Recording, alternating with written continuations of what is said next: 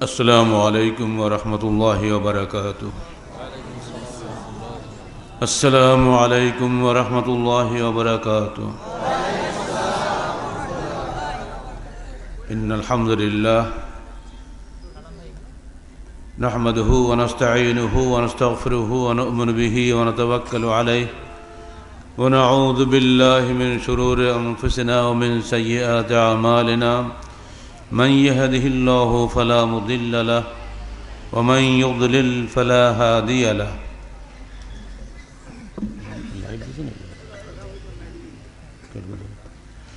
व नशहदु अन ला इलाहा इल्लल्लाहु वहदहु ला शरीक लह। अम्मा बअद फ़क़द क़ाल अल्लाहु तआला फ़िल कलामिल मजीद फ़अऊज़ु बिल्लाहिस समीइल अलीम मिनश शैतानिर रजीम। बिस्मिल्लाहिर रहमानिर रहीम। मिन्हा खलक़नाकुम व फ़ीहा नुईदुकुम व मिन्हा नुख़रिजुकुम तारतन उख़रा। सूरह ताहा 55 आयत। और इब्न मसूद रज़ियल्लाहु अन्हु क़ाल क़ाल रसूलुल्लाह सल्लल्लाहु अलैहि वसल्लम इन्नद-दीन बदअ ग़रीबन व सयऊदु कमा बदअ फ़तूबा लिल-ग़ुरबा व हुमुल्लज़ीन युस्लिहून मा अफ़सदन-नास। रवाहु अहमद बिस्नादिन सही।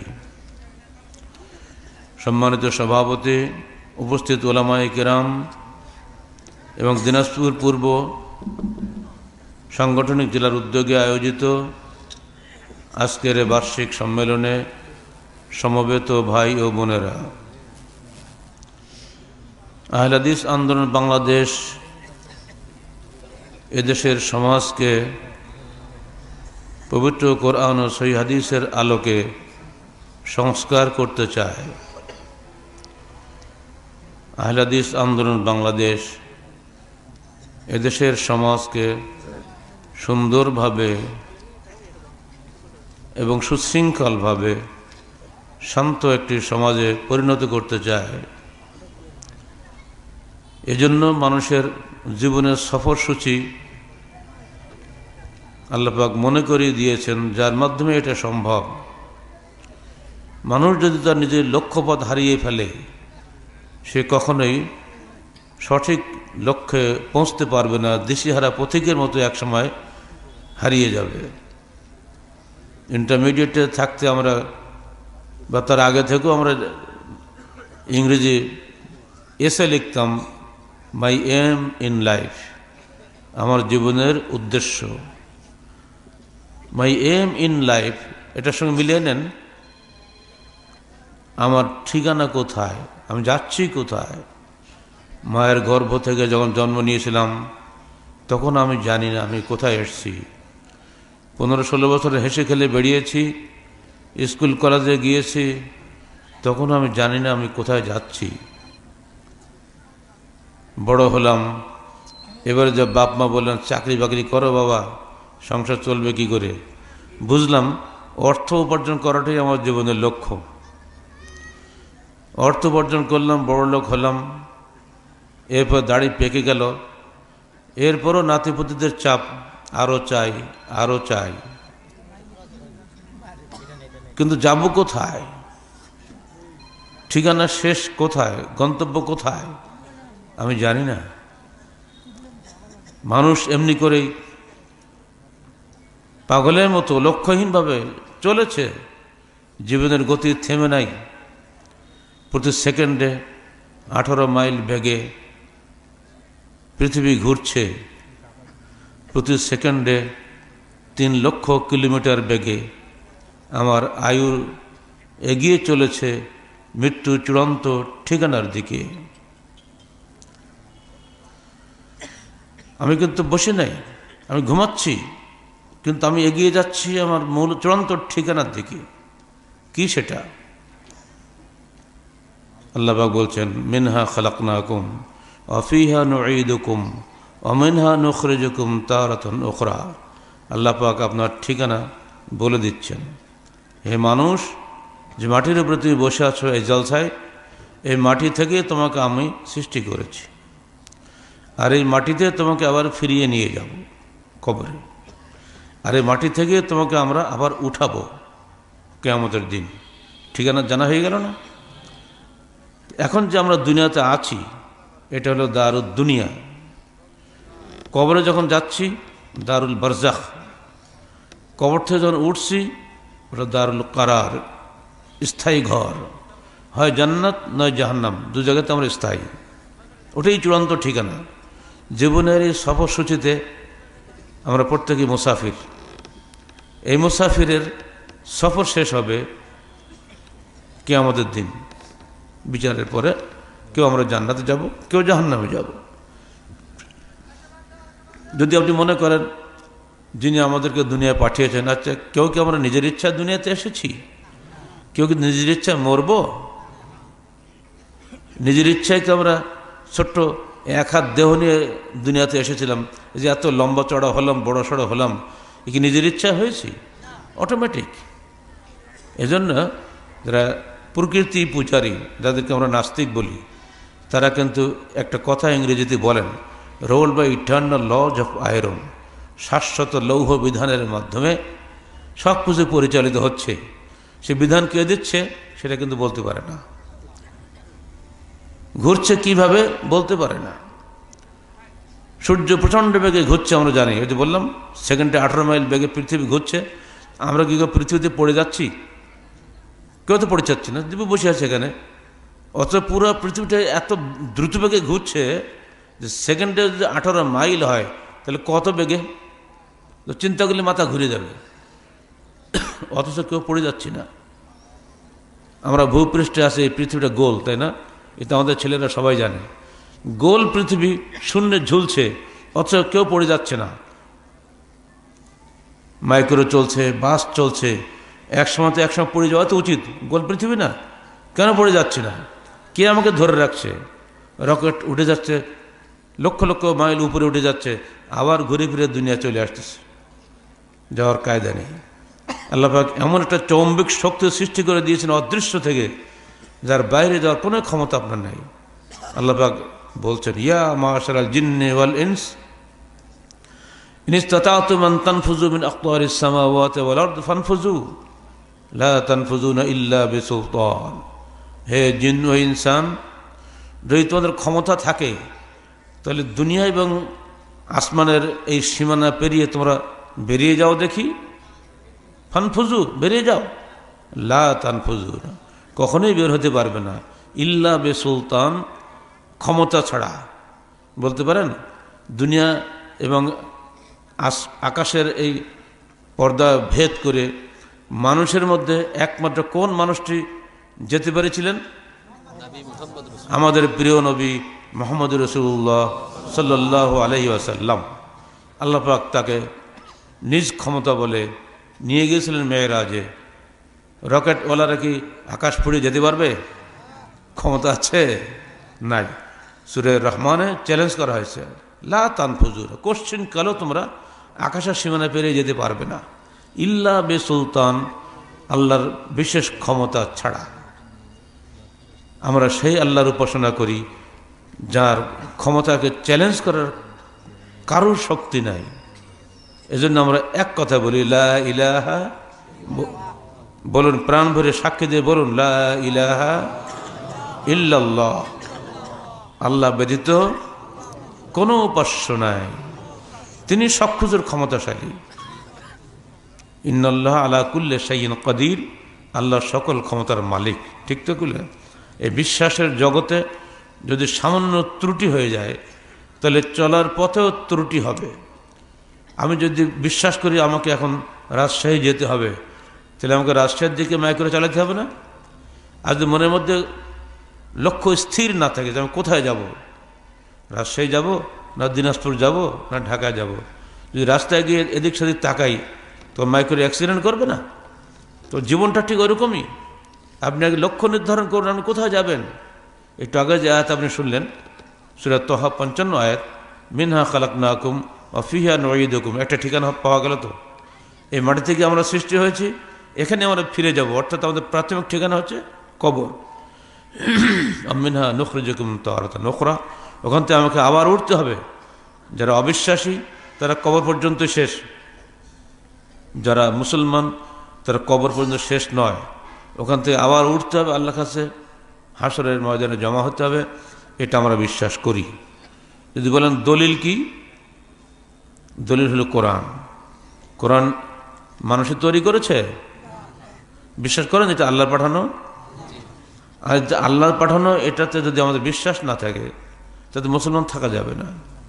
কোরআন এমন একটি গ্রন্থ যাতে কোনো ত্রুটি নাই, মিথ্যা নাই, কিছুই নেই। পৃথিবীর মুসলিম অমুসলিম সকল জ্ঞানী মানুষ এক বাক্যে কোরআনের সত্যতা সম্পর্কে সাক্ষ্য দিয়েছেন। যারা অমুসলিমদের দৃষ্টিতে ইসলাম বা কোরআন বইগুলো পড়ে দেখবেন, পাবেন পৃথিবীতে এমন কোনো নাস্তিক নেই যে আল্লাহকে অস্বীকার করে। দুনিয়ার সবাই এই ব্যাপারে একমত যে কোরআন আল্লাহর গ্রন্থ, এর ত্রুটি নাই, মিথ্যা নাই। কোরআন বারবার 6 বার চ্যালেঞ্জ করেছে, ইন কুনতুম ফি রাইবিম মিম্মা নাযালনা আলা আবদিনা ফাতু বিসূরাতিন মিন মিসলিহি, যদি কোরআনের ব্যাপারে তোমাদের সন্দেহ থাকে তাহলে এরকম একটা সূরা বানিয়ে নিয়ে আসো। কেউ পেরেছিল কোনো কালে? কিছুই পারেনি, পারবো না কোনো কালে। এই প্রসঙ্গে কোরআন কিন্তু বলে দিচ্ছে আপনি কি করে দুনিয়াতে শান্তিতে বসবাস করবেন। আমরা 5 ওয়াক্ত সালাতে প্রতি রাকাতে কি পড়ি? ইহদিনাস সিরাতাল মুস্তাকিম, আল্লাহ তুমি আমাদেরকে সরল পথ দেখাও। আমরা সরল পথ জানি না, যদি জানতাম তাহলে চাইতাম না। আপনার হয়তো প্রশ্ন হবে, তা আল্লাহ রসুল নিজে তো আমাদেরকে সরল পথ দেখিয়েছেন, তো তিনি এই দোয়া কেন পড়তেন? কথা ঠিক না? উনি তো নিজে আমাদের হেদায়েত করেছেন, তো উনিও ইহদিনাস সিরাতাল মুস্তাকিম পড়েছেন। কারণটা কি? এর মধ্যে 3টে স্তর আছে। একটা সরল পথ সবারই জন্য, ছাগল, গরু, মানুষ সবার জন্য। আল্লাযী আহসানা কুল্লা শাইইন খালাকাহু ওয়া বাদা খালকাল ইনসানি মিন তিন, প্রত্যেকটা বস্তুকে আল্লাহ পাক সৃষ্টি করেছেন, অতঃপর তার একটা হেদায়েত চলার পথ বাতলে দিয়েছেন। গরুকে ডানে বলে ডানে যায়, বামে বললে বামে যায়। গরু ওইটুকু জানে, এর বেশি বুঝে না। মানুষ তার চেয়ে একটু বেশি বোঝে, সে তিতা মিঠা সবই বুঝে, ভালো মন্দ কিছুর জ্ঞান বেশি। প্রত্যেকটা জিনিসের একটা যতটুকু হিদায়াত প্রয়োজন ততটুকু তাদেরকে শিক্ষা দেওয়া হয়েছে। সুম্মা হাদা খালাকা কুল্লা শাইইন সুম্মা হাদা, প্রত্যেকটাকে একটা যতটুকু প্রয়োজন ততটুকু শিক্ষা আল্লাহ দিয়েছেন। কিন্তু মানুষের জন্য পৃথিবী পরিচালনার যে জ্ঞান প্রয়োজন সে উচ্চ জ্ঞান দিয়েছেন। অন্য প্রাণীর কৈফিয়ত নাই, কিন্তু মানুষের জ্ঞানের কৈফিয়ত আছে। ইন্না হাদায়নাহু সাবিলা ইম্মা শাকিরা ওয়া ইম্মা কাফুরা, আমরা তোমাদেরকে সহজ রাস্তা দেখিয়ে দিয়েছি, এক্ষণে তোমরা ইচ্ছা করলে শুকরগুজার বান্দা হতে পারো, ইচ্ছা করলে অকৃতজ্ঞ বান্দা হতে পারো। এই ইচ্ছা করলে যে হতে পারো, এই ইচ্ছা শক্তি আল্লাহ পাক মানুষকে দিয়েছেন। যদি এটা আল্লাহ না দিতেন তাহলে আমাদের পরীক্ষা হতো না, জান্নাত জাহান্নাম কিছুই হতো না। গরুর তো কোনো পরীক্ষা নাই, কারণ আল্লাহ পাক ওকে এমন পরীক্ষা নেবেন না, কারণ ও তো সেরকম জ্ঞান আল্লাহ দেননি। আমাদেরকে আল্লাহ স্বাধীনতা দিয়েছেন, এজন্য আমরা মানুষের কাছে আসি, মানুষকে বলি বাবা এইটা আল্লাহর পথ, এইটা শয়তানের পথ। ইচ্ছা করলে তুমি আল্লাহর পথে থাকতে পারো, ইচ্ছা করলে শয়তানের পথে থাকতে পারো, এটাই কিন্তু শেষ। যদি আপনি আল্লাহর পথ ছেড়ে দেন, কি পরিণত হবে? পৃথিবীতে অশান্তি সৃষ্টি হবে, সমাজে বিপর্যয় সৃষ্টি হবে, এটাই স্বাভাবিক কথা, এর কোনো ব্যত্যয় নেই। যারা আইন মেনে চলে দেশের, তাদের জন্য কোনো অশান্তি নেই। যারা আইন ভঙ্গ করে তারাই অশান্তি সৃষ্টি করে দুনিয়াতে। আল্লাহর আইন যারা ভঙ্গ করে তারা পৃথিবীতে অশান্তির এবং যাবতীয় বিপর্যয়ের জন্য দায়ী। আল্লাহ পাক নিজেই ওয়াদা করছেন, ওমা কানা রব্বুকা লিইহলিকাল কুরা বিযুলমিন ওয়া আহলুহা মুসলিহুন, তোমার প্রতিপালক এমন নন যে তিনি কোনো জনপদকে অন্যায়ভাবে ধ্বংস করে দেবেন, অথচ তার অধিবাসীরা সংশোধনকামী। যতক্ষণ আমরা ইসলাহ করব, সংশোধনকামী থাকব, ততক্ষণ কিন্তু আল্লাহ পাক কোনো সমাজে গজব নামাই দেবেন না। আল্লাহ সাবধান করে দিয়েছেন, দেখো ফালিহাযার আল্লাযীনা ইউখালিফুনা আন আমরিহি আন তুসিবাহুম ফিতনাতুন আও ইউসিবাহুম আযাবুন আলীম। সাবধান থাকো তোমরা, যারা আমার রসুলের আদেশের বিরোধিতা করবে তাদেরকে দুনিয়াতে ফিতনা গ্রেপ্তার করবে, আখিরাতে মর্মান্তিক আযাব তাদেরকে পাকড়াও করবে। আজকের দুনিয়াতে যত ফিতনা, এর মূল কারণ একটাই, কোরআন এবং হাদিসের সরল পথ থেকে বিচ্যুতি। আর কোনো ব্যাপার আল্লাহ পাক নিজেই সাক্ষী দিচ্ছেন। সূরা হুদ 117 আয়াত।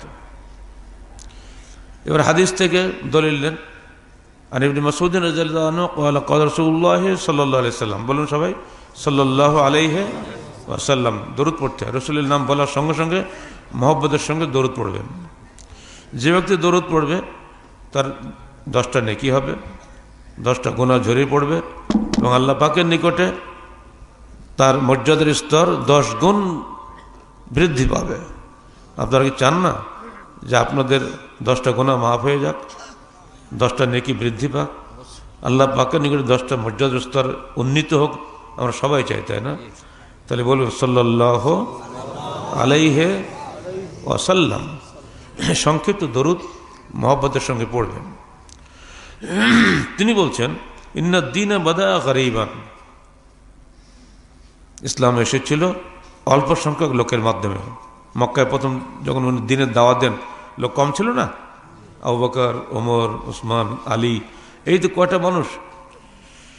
ওয়াসাইয়াউদু কামা বাদা, আবার আস্তে আস্তে ওই অবস্থায় উপনীত হবে, অল্প সংখ্যক লোকদের মধ্যেই দিন টিকে থাকবে।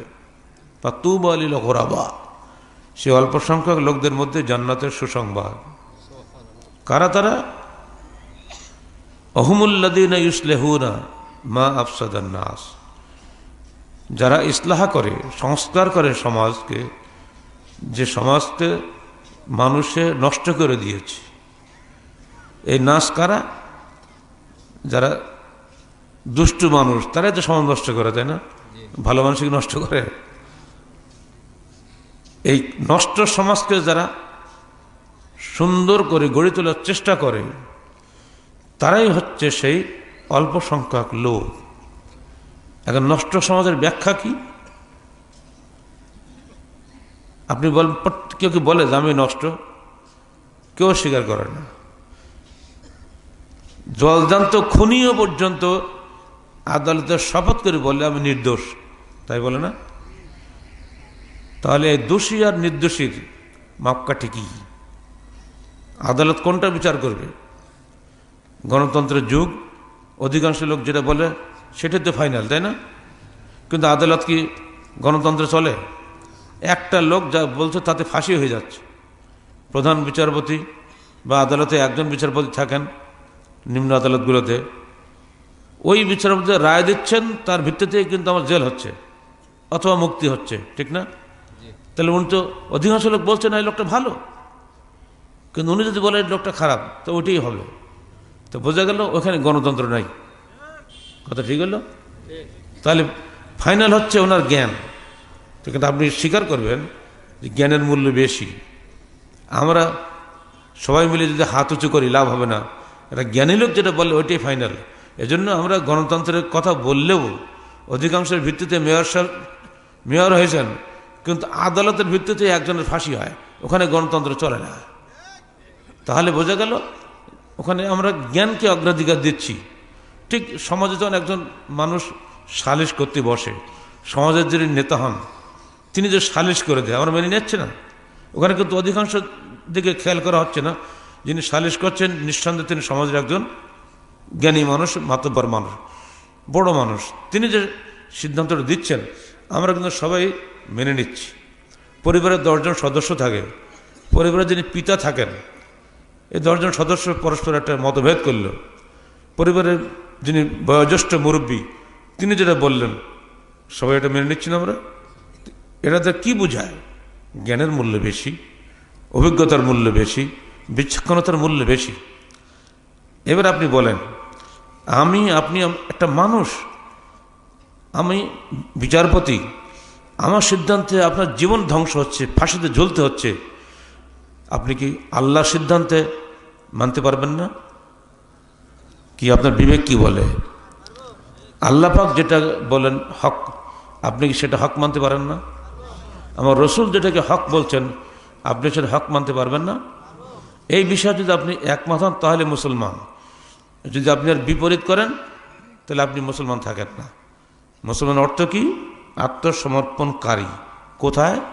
আল্লাহ এবং তার রসুলের আদেশ নিষেধের সামনে। এর নাম তো মুসলমান। আমরা মানুষের আদেশ নিষেধ মেনে নিচ্ছি, নিজের গলা এগিয়ে দিচ্ছি, ফাঁসি দিকে হেঁটে যাচ্ছে, অথচ আল্লাহর নির্দেশ মানতে চাচ্ছি না। এখানে তো বিচার শেষ, আমি জান্নাতি হব না জাহান্নামী হব, বিচার কিন্তু এখানেই করা যায়। যেহেতু আল্লাহর সামনে আপনাকে ধরে ফাঁসি দেয় না, এজন্য আল্লাহকে অগ্রাহ্য করেন। কিন্তু আদালতের যে বিচার হয় সেটা কিন্তু সঙ্গে সঙ্গে পুলিশ আপনার ধরে নিয়ে জেলে ঢোকাবে, তারপর ফাঁসিতে ঝুলাবে। এই জন্য আদালতের নির্দেশ মানতে আপনি বাধ্য, ভয় করেন বেশি। কিন্তু আল্লাহর নির্দেশ মানতে আমরা একটু ভয় পাই না। এইখানে গিয়েই আপনাকে সিদ্ধান্তে আসতে হবে। অথবা স্বীকার তো করেন যে আল্লাহর বিধান অভ্রান্ত সত্যের চূড়ান্ত উৎস, এটা মানতে রাজি আছেন? আল্লাহ রসুলের সিদ্ধান্ত সবার উপরে, মানতে রাজি আছেন? এই দুটা বিষয় যদি মেনে নেন, তাহলে কিন্তু এবার আরেকটা বিষয় আসতেছে, এত দলাদলি কেন? যত আলেম তত দল, যত মুফতি তত ফতোয়া, এটা কেন? প্রশ্ন আসবে না? এটা আজকে নতুন কথা নয়। ১৫০০ বছর আগে আপনার আমার প্রিয় নবী মোহাম্মদ রাসূলুল্লাহ সাল্লাল্লাহু আলাইহি ওয়াসাল্লাম এই বিষয়ে ভবিষ্যৎবাণী করে গিয়েছেন। তিনি বলেছেন, আন আব্দুল্লাহ ইবনে আমর রাদিয়াল্লাহু আনহু قال قال رسول الله صلى الله عليه وسلم لا يأتين على أمتي كما أتى على بني إسرائيل। আমার উম্মতের উপরে ওই অবস্থা আসবে যেমন বনু ইসরায়েলের উপরে এসেছে, ছিল আগে। কি সেটা? হাসবান নাল বিন নাল, এক জোড়া জুতার পরস্পরের সামঞ্জস্যের ন্যায় আমার উম্মতের অবস্থা ইহুদি নাসারাদের মতোই অবস্থা প্রাপ্ত হবে। ইহুদিরা ৭১ দলে বিভক্ত হয়েছিল, নাসারারা ৭২ দলে বিভক্ত হয়েছিল, আমার উম্মত ৭৩ দলে বিভক্ত হবে। এর দ্বারা তিনি তাদের চাইতে আমাদের বিভক্ত সংখ্যা বৃদ্ধি পাবে, এটা বুঝিয়েছেন। ৭১, ৭২, ৭৩ সংখ্যা দিয়ে আধিক্য বোঝানো হয়েছে। প্রমাণ নেন, ১৯২১ সালে বাংলাদেশ সরকারের হিসাব মোতাবেক শুধু বাংলাদেশেই 2,98,000 পীর। বলেন কত হলো? দাঁড় করে দেবো, কিন্তু বলতে না পারলে সবগুলো দাঁড় করে দেবো। বলেন কত লক্ষ হলো? একদম মুখস্থ করেন, আবার বলেন। কোনো পীরের সে কোনো পীরের মিল আছে? এটা তো বলতে পারবেন না? কোনো পীরের সে কোনো পীরের মিল আছে? কোনো পীরের মুরিদের সঙ্গে কোনো মুরিদের মিল আছে? প্রত্যেকে বলছে আমরা হক। তো আসল হক কোথায় বলেন? আপনাকেই বলতে হবে, কারণ আপনি বিবেক সম্পন্ন মানুষ। একটু আগেই বললেন আসল হক হলো বিচারকের আদেশ, বলেন একটু আগে। বিচারক যা বলে ওটাই ফাইনাল, বলেননি? তা আপনি বলতে পারছেন না কোরআন এবং সহিহ হাদিসটাই হক, ওটাই ফাইনাল? বলতে পারবেন না? আপনাকে বলতে হবে, ছাড়াবেন একটাকেও। যদি মুসলমান হন আপনাকে অবশ্যই বলতে হবে হক কোনটা। শুধু হাদিস বললে হবে না, কারণ জয়ী হাদিস চলবে না। সহিহ হাদিস, সহিটা কি? বিশুদ্ধ। কেউ কেউ ভেজাল ওষুধ খায়, কেউ ভেজাল জিনিস খায়, তো হাদিসের বেলায় ভেজাল খাবো নাকি? হবে না তো। একটা হাদিস বলা হয়েছে আল বাজান জানো দাওয়াউন শিফাউন লিকুল্লি দাইন, বেগুন সকল রোগের মহৌষধ। এই হাদিসটা মানা যাবে? যারা বানাইছে তারা কিন্তু মূর্খ লোক না, তারা বড় বড় মুফতি মুহাদ্দিস মাওলানা সাহেবরা বানাইছে। আমি তো আরবিতে বললাম, অনুবাদ করে দিচ্ছি। বেগুন সকল রোগের মহৌষধ, এ কথাই ঠিক? আল্লাহ রসুলকে এরকম বাজে কথা বলতে পারে? মক্কা মদিনা কি বেগুন হয়? আজও তো বেগুন হয় না। তুমি বেগুন দেখলে কোথায়? উনি কি কোনো বিরমপুরে আসছিল বেগুন খাওয়ার জন্য? অথচ হাদিস বানাইছে। ওই হুজুর বোধহয় বেগুনটা ভালোবাসে, দেশে হাদিস বানাই। হাদিস বানানো হচ্ছে সিরাজ উম্মতি আবু হানিফা তবে হিম একটা দায়িত্ব ইহিতা দায়িত্ব। আমার উম্মতের প্রদীপ্ত ভাস্কর হলেন আবু হানিফা, যে ব্যক্তি তার অনুসরণ করবে সে হেদায়েত পাবে। বলুন, আল্লাহ রসুলকে আবু হানিফাকে দেখছেন? আল্লাহ রসুলের মৃত্যুর 69 বছর পরে আবু হানিফার জন্ম হলো, কেমনকে দেখলো? এমনি করে করে হানাফিরা সাফিদেরকে হিট করার জন্য হাদিস বানিয়েছে। আদারুন-নাস মিন ইবলিস মুহাম্মদ ইবনে ইদ্রিস। ইবলিসের চাইতে ক্ষতিকর ব্যক্তি হলো মোহাম্মদ ইবনে ইদ্রিস আশ-শাফি বলে নাউযুবিল্লাহ মিন যালিক। বলা হচ্ছে চারের মযহাব মানে ফরজ। ফরজ হলে ইবলিসের মযহাব মানে ফরজ হবে নাকি? উমাইয়া রাজনৈতিক কারণে হয়েছে, উমাইয়ারা ক্ষমতায় আসলো, ওরা আব্বাসীদের বিরুদ্ধে হাদিস বানাইলো, মুআবিয়া মিন্নি ওয়া আনা মিন মুআবিয়া, মুআবিয়া আমার রক্ত থেকে তৈরি আর আমিও মুআবিয়ার রক্ত থেকে, মানে এক বংশের লোক। এই হাদিস যদি বলা হয় সমস্ত লোক উমাইয়া দলে চলে যাবে। ঠিক অমনি করে যখন আব্বাসীরা ক্ষমতায় আসলো তখন উমাইয়াদের হিট করার জন্য তার হাদিস বানালো, আল আব্বাস মেননি ও আনা মেন হো, আব্বাস আমার থেকে আমি তার থেকে, অর্থাৎ তোমরা সব আব্বাসের অনুসারী হও, সব আব্বাসীয় খলিফার আনুগত্য করো। রাজনৈতিক কারণে হাদিস তৈরি করেছে, মজহাবী কারণে হাদিস তৈরি করেছে। এরপরে সবচেয়ে মারাত্মক হাদিস তৈরি করেছে শিয়ারা।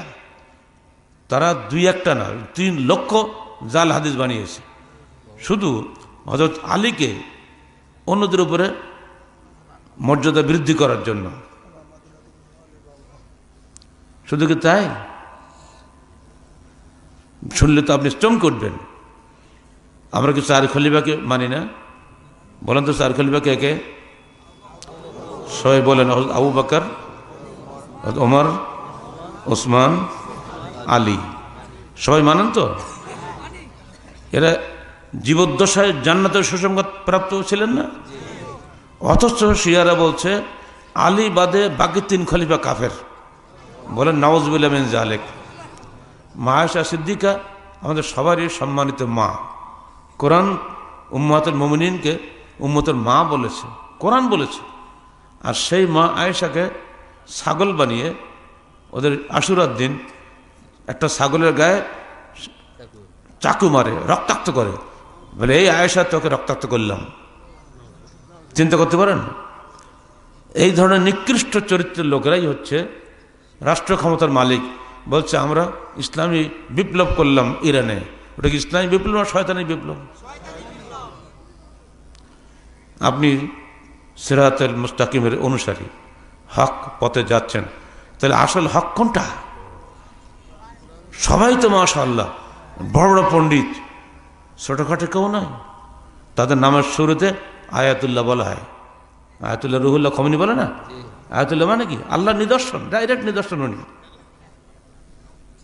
আয়াত তো কোরআনের, না উনি নিজে আয়াতুল্লাহ। বলা হচ্ছে আমাদের শিয়া ইমামরা এত উপরে দরজায় পৌঁছে গেছেন, আল্লাহ নবীন মুরসাল, আল্লাহ প্রেরিত কোন নবী পর্যন্ত ওই মর্যাদার স্তরে উন্নীত হতে পারেন নাই। নাউযুবিল্লাহ মিন যালিক। অথচ তারা কিন্তু ইসলামী রাষ্ট্রের অধিকারী। বর্তমান পৃথিবীতে ইরানকে ইসলামী রাষ্ট্রের রাষ্ট্র বলা হয়। আসলে এগুলো ইসলামী রাষ্ট্র? তাহলে আপনাকে এখন সিদ্ধান্ত আসতে হবে। ধরুন আমেরিকা খুব শক্তিশালী রাষ্ট্র, রাশিয়া শক্তিশালী রাষ্ট্র, চীন শক্তিশালী রাষ্ট্র, কিন্তু এরা কি হকের উপরে আছে? এরা কি আল্লাহ প্রেরিত দ্বীনের উপরে পৃথিবী পরিচালনা করছে? যারা সচেতন নাগরিক বাংলাদেশে তারা সর্বকরি জানেন পৃথিবীতে যত অশান্তির মূলে হলো ইহুদি নাসারাদের অত্যাচারমূলক রাজনীতি। সারা পৃথিবীতে লক্ষ লক্ষ মানুষের হত্যার জন্য দায়ী হলো এই ইহুদি নাসারা রাষ্ট্রনেতারা। এই কদিন আগেও তো ইরাকে লক্ষ লক্ষ মানুষ হত্যা করেনি। কোনো দায়ী হয়েছে তাদের যুদ্ধ অপরাধ বলে কি বিচার হয়েছে? জর্জ বুশের হয়েছে বিচার? কারো কিচ্ছু হয়নি। সাদ্দামকে ঝুলিয়ে মারলো, দুনিয়া চুপ থাকলো। আসলে এগুলো হক নয়। অধিকাংশ মানুষ যেটা বলবে সেটাই হক, এটা নয়। সত্য মিথ্যা যাচাই হবে সির্ফ কোরআন ও হাদিসের মানদণ্ডে। টাকাটা নকল না আসল যাচাই করার জন্য কি হয়? কোষ্ঠী পাথর আছে না? কোষ্ঠী পাথর হচ্ছে কোরআন এবং সহিহ হাদিস। এই বিষয়টা মাথায় রাখেন। এবারে সাহাবা একরাম জিজ্ঞেস করেন, হে আল্লাহর রাসূল, যদি 73 ভাগ আমাদের মধ্যে হয় তাহলে এর মধ্যে কি কেউ যারা জান্নাত পাবে বলছেন তুবালিল গোরাবাতারা কারা? তিনি জবাব দিচ্ছেন, আহমুল্লাযীনা ইসলিহুনা মা আফসাদান নাস। তারা হলো ওই গুটি লোক, অল্প সংখ্যক লোক, যারা এই বিপর্যস্ত সমাজকে ইসলাহ করে, সংস্কার করে। এখন এই সংস্কারকারী লোকদের মধ্যে বহু সমস্যা, এই সংস্কারকারীদের যখন আপনি সামনে নেবেন তখন দেখবেন যারা বেদাতি তারা বলবে আমরা হলাম হকপন্থী, যারা শিরক করছে তারা বলছে আমরা হকপন্থী। আচ্ছা ভাই, আপনাকে জিজ্ঞেস করি, অনেকের বাপ মরে গেছে না, কবরের পাশে দাঁড়িয়ে বলেন আব্বা আমি আজকে চকলেট খাবো, এনে দাও। কেউ বলেছেন কারো? কোনো আব্বা কি আপনার ডাকে সাড়া দিয়েছে? আচ্ছা, পৃথিবীতে আপনি এসছেন কি বাপ মার মাধ্যমে না? তো বাপ মার চাইতে প্রিয় কোনো ব্যক্তি পৃথিবীতে আসে আপনার? নাই। তারা কি আপনার কোনো উপকার করতে পেরেছে মৃত্যুর পরে? পারেনি। তাহলে সে দূরে বসে কোথায় সেই কোথায় আজমিরে 100 টাকা মানি অর্ডার পাঠালে আপনার এখানে বিপদ আপদ সব দূর করে দেবে কি করে? আমি ডিপার্টমেন্টের চেয়ারম্যান, আমার কাছে মানি অর্ডার নিয়ে হাজির, স্যার 100 টাকা দেবেন। আমি কেন? ওই ওডিলস ফার্ম সামনে প্লেস করেছে, কি এটা কি হবে? স্যার এটা যদি আমরা আজমিরে পাঠিয়ে দিই, ঠিকানাটা সিল ছাপ্পর মারা আছে, তাহলে আপনারা বিপদ আবার সব দূর হয়ে যাবে। বলেন রাগটা কেমন হয়? বলেন যে নিয়ে আসছে ও কিন্তু ইউনিভার্সিটির হয় শিক্ষক নয় ছাত্র, ছোটোখাটো কেউ না, কিন্তু খানিক তাগিয়ে থাকলাম, ও বুঝতে পেরেছে এবার একটা ধমক খাওয়া লাগবে, শশাকে চলে গেছে। ঢাকাতে কোনো কিছু হারিয়ে গেলে কোথায় পাওয়া যায়? হাইকোর্টের মাজারে যান, সব পাবে। তার মানে কি? মানে তো একটাই, ওদের চারিদিকে লোকজন লাগানো থাকে, ওরাই ব্যাগ চুরি করে, ওখানে দিয়ে 100 টাকা দিলে ব্যাগ আবার দিয়ে দেয়। ওদেরই সব লোক আছে, কিন্তু নাম হয় পীর সাহেবের। ও বেটা কবরে শুয়ে আছে, ও কি জানলে তোমার ব্যাগ হারিয়েছে?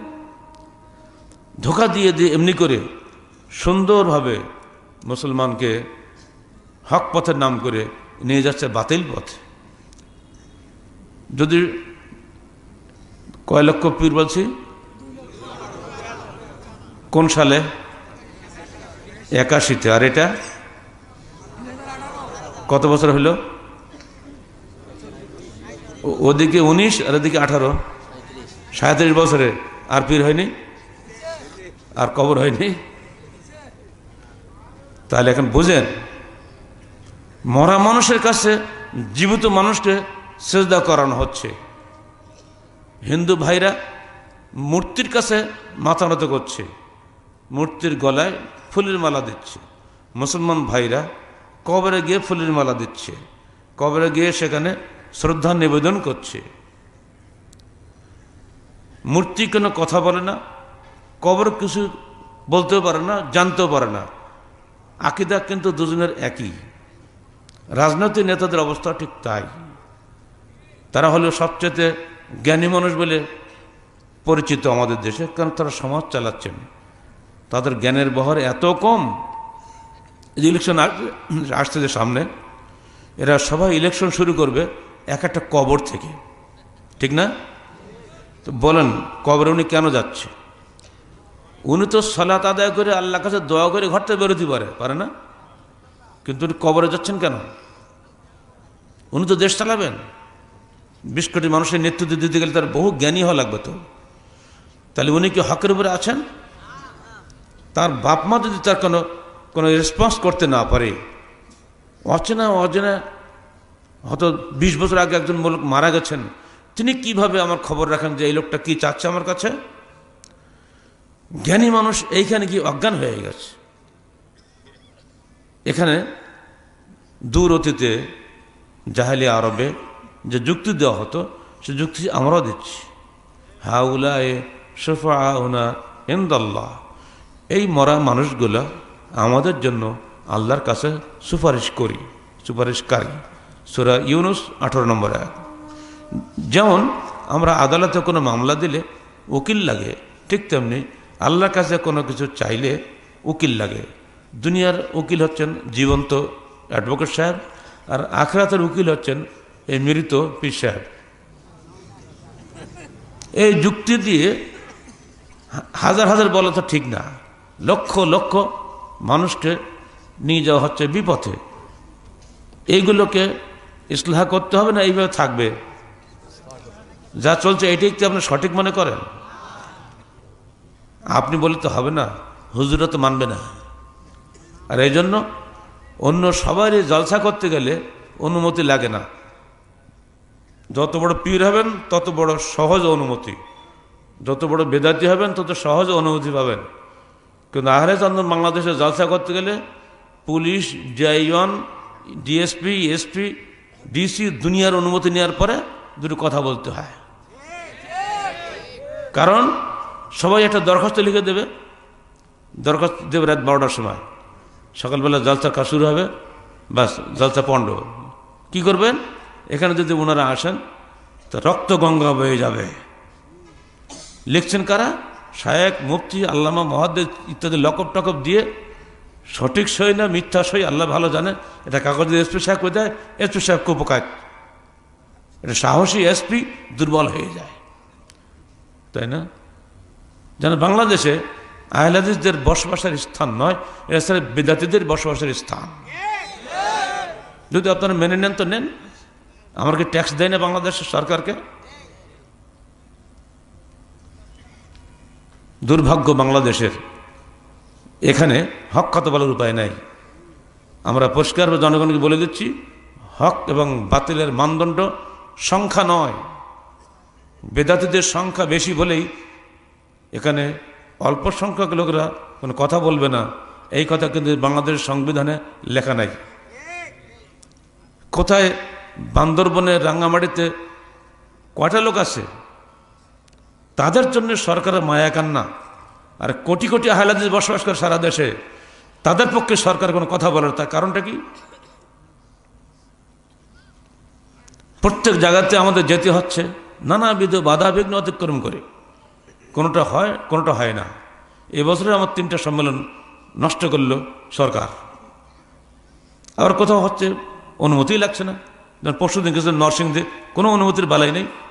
স্থানীয় ইউনিয়ন কাউন্সিল চেয়ারম্যান, কমিশনার যারা ছিলেন তারা বললো আমরা এখানকার সরকার, আমরা করবো, দেখি বেটা কোন পুলিশ বাধা দেয়। হয়ে গেল। মানে ওখানে আহলে বেশি কিছু বলতে পারেনি। যেখানে একটু দুর্বল টাইপের সেখানে যত অনুমতির কারবার চলে। আপনি আগে সিদ্ধান্ত নেন, আপনি কি স্রোতে চলবেন নাকি স্রোত পাল্টানোর চেষ্টা করবেন? মানুষ স্রোতে চলতে অভ্যস্ত, মানুষ মন্দের উপাসী, শয়তানের প্রলুব্ধ করে মানুষকে সবসময়। যারা জান্নাত পিয়াসী মানুষ তারা কখনই জাহান্নামের স্রোতে ভেসে যেতে চায় না, কোনো অবস্থাতেই যেতে পারে না। চলছে, এটা হবে না। কোরআন এবং সহিহ হাদিসের মাধ্যমে এই সমাজ যদি কখনো সুন্দরভাবে গড়ে ওঠে তাহলে এই দেশে শান্তি আসবে। তাহলে পুলিশ দিয়ে, র্যাব দিয়ে, আর্মি দিয়ে কোশ্চেনকালে দেশে শান্তি হবে না। আমাদের শিক্ষামন্ত্রী বাধ্য হয়ে বলেছেন শিক্ষা কর্মকর্তাদের উদ্দেশ্যে, বাবা ঘুষ খাও, সহনীয় পর্যায়ে খাও।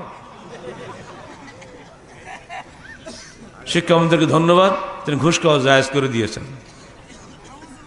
অর্থমন্ত্রীকে আরো ধন্যবাদ, 4,000 কোটি টাকা চুরি করেছে। আরে ও তো অল্প টাকা। দেখবেন প্রধানমন্ত্রী কি বলে, শেখ মুজিব বলে গেছিলেন অমুকরা পেয়েছে সোনার খনি, আমি পেয়েছি চোরের খনি।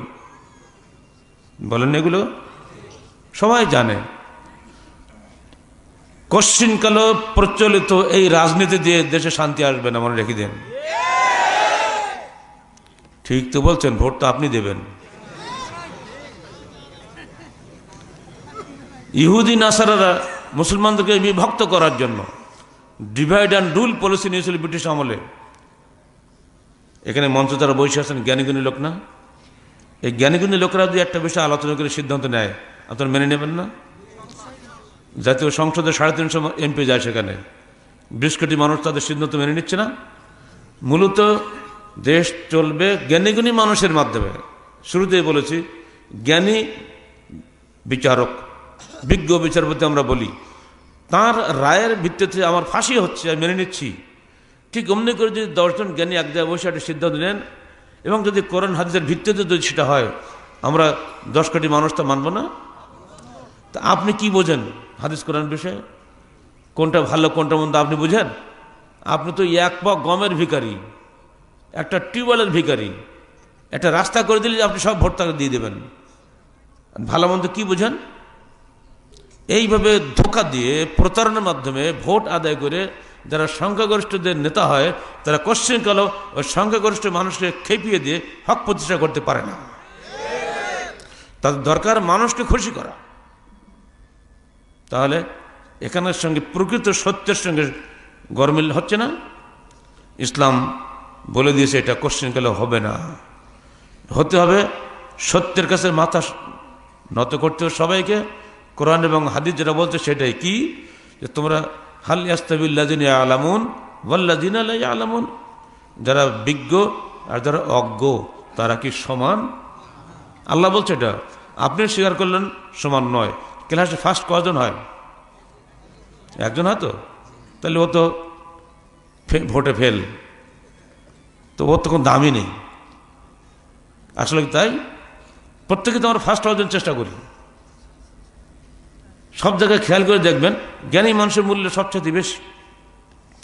শুধুমাত্র এই ভোটাভুটির সময় সংখ্যার মূল্য বেশি, আর কোনো জায়গায় এর কোন মূল্য নেই। আপনাকে আলটিমেটলি আসতে হবে এক জায়গাতে, আল্লাহ প্রেরিত অসীম জ্ঞানের সামনে মানুষের সসীম জ্ঞানকে অবশ্যই সমর্পণ করতে হবে। এ কথা আপনার একমত?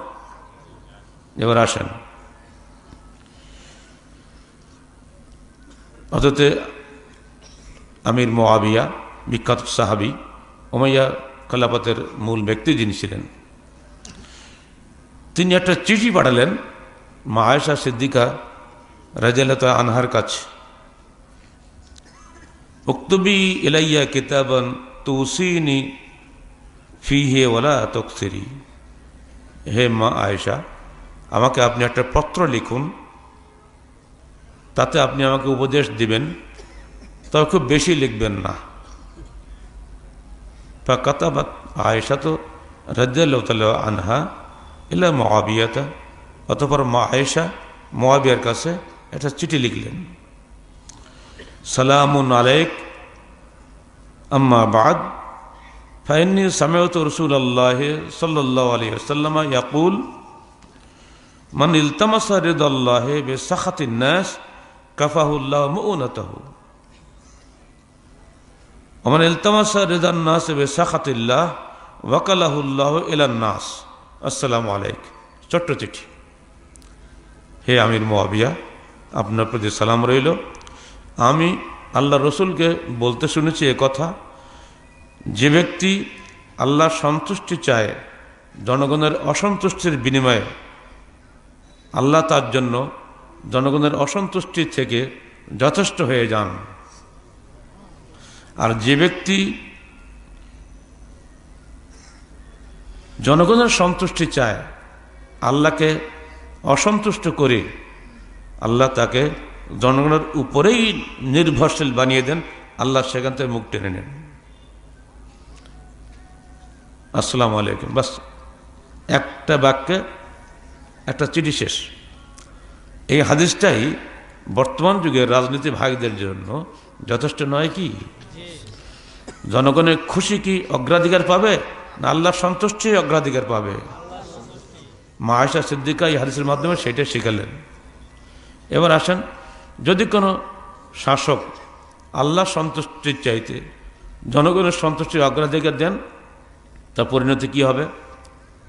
ক্বালা রাসূলুল্লাহ সাল্লাল্লাহু আলাইহি ওয়াসাল্লাম মান ইস্তারঈহিল্লাহু রাইয়াতান ফায়ামুতু ইয়াওমা ইয়ামুতু ওয়া হুয়া গাশুন লিরাইয়াতিহি ইল্লা হাররামাল্লাহু আলাইহিন নার। যে ব্যক্তিকে আল্লাহ জনগণের নেতা হিসাবে নির্বাচন করলেন, আমরা মনে করি জনগণ নির্বাচন করে, আসলে তো তা না, আল্লাহ সেখানে তাকে পাঠান।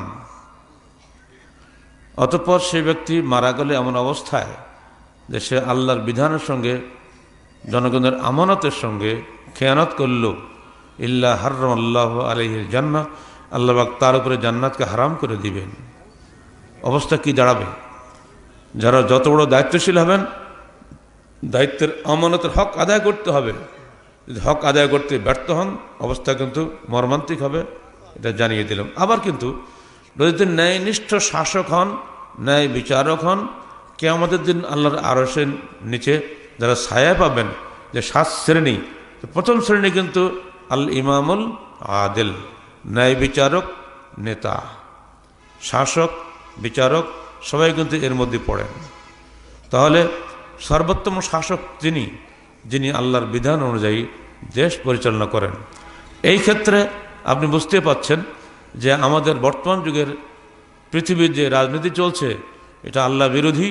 এরা কোরআন হাদিসকে অগ্রাধিকার না দিয়ে নিজেদের মন গড়া বিধানের নিচে জনগণের উপরে প্রভুত্ব করছেন। মানুষ এখানে মানুষের দাসত্ব করছে, মানুষ এখানে আল্লাহর দাসত্ব করছে না। অথচ মানুষ কিন্তু স্বাধীনভাবে সৃষ্টি হয়েছে আল্লাহর দাসত্ব করার জন্য। আল্লাহর দাসত্বের অধীনে সকল মানুষ স্বাধীন। আর এই বাণী আসার কারণে, তৌহিদের এই বাণীর ফলে বেলাল একজন কৃতদাস ছিলেন, তিনি হলেন উচ্চ সম্মানিত ব্যক্তি। আর আবু উমাইয়া বিন খালাফ তার মনিব ইসলাম কবুল না করার কারণে তার বংশীয় অহংকার ধূলিসাৎ হয়ে গেল, সবচেয়ে নিম্ন শ্রেণীর লোক হয়ে গেল। তাব্বাত ইয়াদা আবি লাহাব ওয়া তাব্বা, আমরা পড়ি না সবসময়? আবু লাহাব ছিলেন সবচেয়ে সম্মানিত একজন ব্যক্তি, মক্কার নেতাদের মধ্যে একজন। নিকৃষ্ট শ্রেণীতে পরিণত হয়ে গেল, কারণ সে মানুষের উপরে মানুষের প্রভুত্বে বিশ্বাসী ছিল। একদল বড় লোক, একদল গরিব লোক, একদল কৃতদাস, একদল মুনিব। এই যে আভিজাত্যের এবং কৌলিন্যের যে অহংকার, এই অহংকার তাকে শেষ করে দিয়েছিল। ইসলাম মানুষকে সমান করে দিয়েছে। আলা ইন্না রাব্বাকুম ওয়াহিদ আবাকুম ওয়াহিদ ফালা ফাদ্দাল আরাবিয়িন আলা আজামিয়িন ওয়ালা লি আজামিয়িন আলা আরাবিয়িন। আল্লাহ পাক রসুল বিদায় হজের ভাষণ দিয়ে বলছেন, মনে রেখো হে মানুষ, তোমাদের সকলের সৃষ্টিকর্তা এক, তিনি কে? আল্লাহ। তোমাদের সকলের বাপ এক, তিনি কে? অতএব কালোর উপরে সাদার, সাদার উপরে কালোর কোনো প্রাধান্য নেই, ইল্লা বিত্তাকওয়া, আল্লাহ ভীরুতা ব্যতীত। তাহলে এখানে সকল মানুষ সমান হচ্ছে না? অথচ আল্লাহর দাসত্বের অধীনে মানুষ সমান না হয়ে মানুষের দাসত্বের অধীনে মানুষ এখন আমরা বসবাস করছি। কেউ গণতন্ত্রের নামে, কেউ সমাজতন্ত্রের নামে, কেউ রাজতন্ত্রের নামে মানুষের দাসত্ব করছে, মানুষ আল্লাহর দাসত্ব করছে না। যদি বলেন কেমন করে প্রমাণ নেন বলুন? আল্লাহর আইন কি? সুদ হারাম না হালাল? আজকে পেপার পড়ে দেখেন, সারা পৃথিবীর মানুষের সব টাকা 42 জন মানুষের পকেটে, শতকরা 99 জনের রুজি 1 ভাগ মানুষের পকেটে চলে গেছে এ সুদী অর্থনীতির মাধ্যমে। এটাকে আল্লাহর বিধান? একদল মানুষ 5 তলায়, একদল মানুষ গাছতলায়। আজকে রোহিঙ্গাদের অবস্থা গিয়ে দেখেন না, তাদেরকে কারা মেরেছে, কারা তাড়িয়েছে? ওই বৌদ্ধদেরও আগের মানুষ, তারা আরাকানে, ওখানে ইসলাম প্রথম এসেছে, পরে বাংলাদেশে এসছে। অথচ তাদেরকে কিভাবে নিষ্ঠুর হত্যাযজ্ঞ করে তাড়িয়ে দিল, পৃথিবী নির্বাক বিস্ময়ে দেখছে এই খেলা। তাদের কাছে দানের বিক্রি করা হয়েছে। 100 একর 200 একর সম্পত্তির মালিক আজ তারা পলিথিনের নিচে বসবাস করছে। আছে মানবাধিকার? যারা এটা তাড়িয়েছে তারাও কিন্তু গণতন্ত্রী। শুধু তাই, গণতন্ত্রের মেডেল পেয়েছে। কি মেডেল? নোবেল পুরস্কার পেয়েছে না? কি চমৎকার নোবেল! শান্তিতে নোবেল। মানুষকে হত্যা করে শান্তি হয়। তারা মানুষের দাসত্ব শৃঙ্খলা আবদ্ধ করে ফেলেছে। কেউ কিচ্ছু বলতে, এমনকি আমাদের পার্শ্ববর্তী পৃথিবীর বৃহত্তম গণতন্ত্রের দেশ ভারত তাদের সাপোর্ট দিচ্ছে। ওদিকে আর এক গণতন্ত্র চীন, তারা তাদের সাপোর্ট দিচ্ছে। এই অত্যাচারের পক্ষে সাপোর্ট দিচ্ছে রাশিয়া পর্যন্ত। তাহলে অত সহজ নয়। সর্বক্ষেত্রেই মানুষের দাসত্ব করছে। বিগত যুগে সেই গরু ছাগল বিক্রির মধ্যে যে অবস্থা ছিল, এখন তাই চলছে। ঠিক যান ধর্মের নামে, যারা আমরা ধর্ম নেতা, আমি তার মধ্যে একজন ধরে নেন, আমরা ধর্মের অপব্যাখ্যা করে মানুষের পরে মানুষের প্রভুত্ব করছি। একটা মানুষের পায়ে চুমু খাচ্ছে, গা টিপে দিচ্ছে, তেল মালিশ করছে, মরে যাওয়ার পরেও রেহাই নেই। ভাবছে এই মানুষটি খুশি করতে হলে আল্লাহ খুশি হবে। ফলে ভক্তির নামে পকেট সাফ করে নিয়ে চলে যাচ্ছি আমরা। অসম্ভব, এটা হবে না। আমি ধর্মনেতা, আমি যা বলছি আপনি তা শুনছেন। আমি বলছি মানুষ মরে গেছে, তোমার বাপ বহুদিন সালাত আদায় করেনি, রোগে পড়ে শুয়েছিল, কত টাকা কাফারাটা জানো কি? পার সালাতে 1000 টাকা কাফারা। যদি বড় লোক দেখে তার কাফার রেট বেশি, চাক্ষুষ একেবারে। বউটা আমার নিজের সামনে, আমারই ছাত্র আমাকে গল্প করছে, পার ওয়াক্ত সালাতে 1000 টাকা রেট। ওই 1 মাস সালাত আদায় করেনি, ডেলি 5 করে হলে কত হয়? 5 3 150। 150,000 মানে 1.5 লাখ টাকা। টাকা ফেলো, তোর জানাজা পড়বো। টাকা খালি পকেটে নিয়ে চলে গেল, আল্লাহ তো কিছু পায়নি, খালি তো ওই হুজুর। কিন্তু এটাই ধর্ম। কুলখানি করতে হবে, না করলে সব শেষ। তোমার আব্বার আত্মা এখন ঝুলানো আছে, কুলখানি করো। চললো কুলখানি। চট্টগ্রাম মেয়র সাহেব মরল, তার সঙ্গে আরো 10 জন মরল কুলখানির নাম করে। 50 জন গেলে আহত হয়ে। সবাই বলছে পুলিশের অব্যবস্থাপনা। আমরা বলি যে পুলিশের দোষ না, দোষ হলো ওই মৌলভী সাহেবদের, যারা ফতোয়া দিয়েছে কুলখানির মাধ্যমে সে জান্নাত পাবে। চেহালাম করতে হবে 40 দিন পরে, না করলে হবে না। আহলে হাদিস আলেমরাও ফতোয়া দিচ্ছেন 40 দিন না করো, তুমি একদিন আগে পিছিয়ে করো, তাতেই জায়েজ হয়ে যাবে। হয়ে গেল 40 দিন পরে আর এক খানা। হিন্দু ভাইরা শ্রাদ্ধ করে, মুসলমান ভাইরা খানা করে। হিন্দুদের ফতোয়া দেয় তাদের ব্রাহ্মণরা, মুসলমানের ফতোয়া দেয় তাদের পীর সাহেবরা, হুজুররা। ধর্মনেতা ধর্মের নামে ধার্মিকদেরকে ধর্মচ্যুত করছে, এটার নাম ধর্ম? আল্লাহর রসুল মৃত্যু হয়েছে, কয়টা কুলখানি হয়েছে? কয়টা মিলাদ হয়েছিল? কয়টা চেহলাম হয়েছিল? 4 খলিফা মারা গেছেন, কোন কুলখানি হয়েছে? হাসান হোসেনের কোনো চেহলাম হয়েছে? 4 ইমামের মৃত্যুর পরে কোন কুলখানি চেহলাম হয়েছে? ইমামদের নাম ভাঙিয়ে আমরা দল করেছি, নাম দিয়েছি 4 মুজাম্মানা ফরজ। কে তোমাকে ফরজ করলো? কোরআনে সালাত ফরজ আছে, কোরআনের দলিল আছে। সিয়াম ফরজ, কোরআনের দলিল আছে।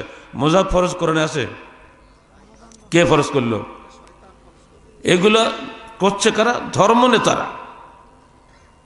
এক মহিলাকে কোরআনে বলছে 3 মাসে 3 তালাক দাও।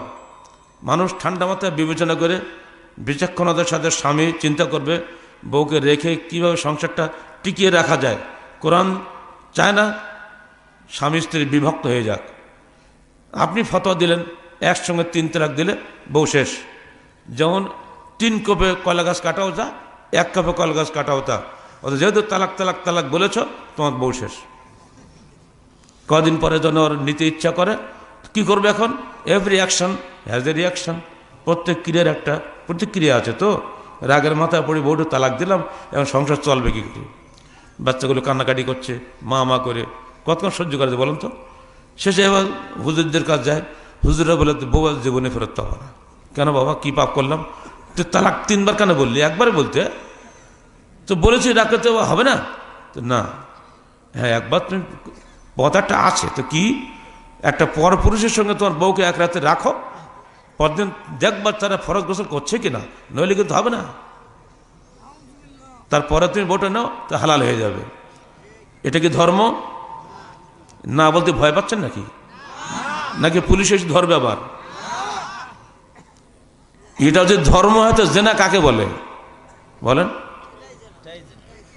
কলমা পড়লে কি জেনা হালাল হয়ে যাবে? এটা কোশ্চিনকালে ধর্ম নয়। এটা আল্লাহ রসুলের আগমনের আগে জাহেলি যুগে প্রচলিত বিধান।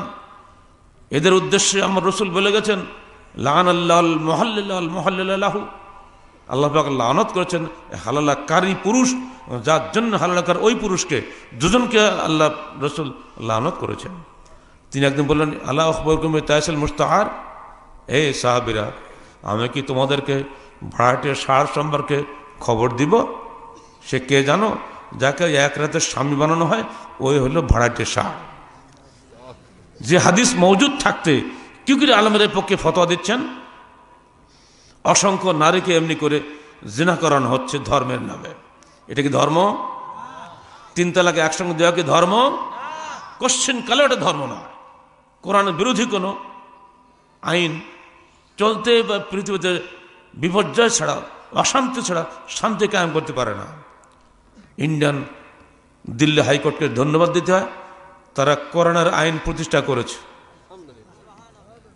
কি বলবেন এখন? আল্লাহ হিন্দু বিচারপতির মাধ্যমে মুসলমানদের আইন কায়েম করে দিল, এবং ইন্নালিল্লাহি পড়তে হবে না? আল্লাহ করলোটা কি? ভারতে দেওবন্দ মাদ্রাসা থাকতে, দারুল সালাফিয়া থাকতে, এত বড় মুসলমানদের বড় মাদ্রাসা থাকতে তাদের সমস্ত ফতোয়া উল্টে দিল হিন্দু বিচারক, আর সেটাই বাংলাদেশের আহলে হাদিসরা সমর্থন দিয়ে দিল, ভারতের আহলে হাদিস সমর্থন দিয়ে দিল, কোরআনের সঙ্গে সাপোর্ট দিল। তাহলে আমরা দিন করলাম কি? যদি নামের সঙ্গে আমাদের দেওবন্দি লেখা থাকে, আপনার ভক্তিতে গদগদ চিত্ত হয়ে যাবেন না? তারা প্রতিবাদ করেছে হাইকোর্টের বিরুদ্ধে, আমরা সমর্থন করছি শুধু নয়, স্বাগত জানাচ্ছি। ক্বালা রাসূলুল্লাহ সাল্লাল্লাহু আলাইহি ওয়াসাল্লাম ইন্নাল্লাহা লা ইউআইয়িদু হাযা দ্বীন বির-রাজুলিল ফাজির। বুখারী শরীফের হাদিস। আল্লাহ রাসূল বলছেন, অবশ্যই আমার এই দ্বীনকে সাহায্য করবেন আল্লাহ ফাসেক ফাজের লোকের মাধ্যমে। হাইকোর্টের ওই প্রধান বিচারপতি মুসলমান নন, তার হাত দিয়ে আল্লাহ পাক কোরআন আইন কায়েম করলেন ভারতের 130 কোটি মানুষের সামনে। আমরা তাকে ধন্যবাদ দেব না? আইয়ুব খানকে আমরা স্বৈরাচার বলি, তাকে তাড়িয়ে স্বাধীন বাংলাদেশ করেছি, কিন্তু আইয়ুব খানের আইন হলো এই যে কোনো অবস্থায় 3 তালাক একসঙ্গে দিলে 3 তালাক হবে না, 3 তালাক 3 মাসে দিতে হবে। ধন্যবাদ বাংলাদেশ গভর্নমেন্টকে। বাংলাদেশ সরকারে বহু সরকার পরিবর্তন হয়েছে, আইয়ুব খানের ওই আইন কিন্তু আজও পরিবর্তন করেন নাই। এজন্য ধন্যবাদ দিতে হবে বাংলাদেশ সরকারকে। ওই আইনটা বাংলাদেশে হাইকোর্টে, নিম্ন কোর্টে সব জায়গায় এখনো চালু আছে। কিন্তু সমস্যা হলে মৌলভী সাহেবদের নিয়ে, এরা বলছে চলবে না, চলবে না, হাইকোর্ট বাতিল, চলবে না। উনি এরা হকের উপরে, তাহলে হকের ব্যাখ্যা কি? আমরা বলছি হকের ব্যাখ্যা আপনি নন, আমি নই। হকের ব্যাখ্যা কোরআন, এবং কোরআনে আছে 3 তালাক 3 মাসে দিতে হয়, আত-তালাক মাররাতান। আপনি যতই বলেন আপনার কথা চলবে না, কথা ঠিক না? সংখ্যার জোরে কোরআন হাদিসের মহাসত্যকে অস্বীকার করা যায় না। আলহামদুলিল্লাহ, এমনিকে ছোট্ট ছোট্ট উদাহরণ দিচ্ছি আপনাদেরকে বোঝানোর জন্য। প্রতিটি ক্ষেত্রে আপনি এরকম পাবেন যে সালাত আমরা পড়ছি, হাজার হাজার মানুষ সালাত আদায় করছে না। ইমামে আহমদ ইবনে হাম্বল, বাগদাদের বাসিন্দা, উনি বলছেন, আমি বাগদাদের শতাধিক মসজিদে ঘুরে ঘুরে দেখলাম কোথাও সহি তরিকায় সালাত নাই। ইমাম আহমদ মারা গেছেন কোন সালে জানেন? কেউ বলতে পারবেন? 4 মযহাবের 4র্থ মযহাব হল হাম্বলি মযহাব। তার ইমাম হচ্ছেন ইমাম আহমদ বিন হাম্বল, যিনি 10 লক্ষ হাদিসের হাফেজ ছিলেন। তিনি মারা গেছেন কোন সালে? দেখি কোন আল্লাহর বান্দা বলতে পারে কি?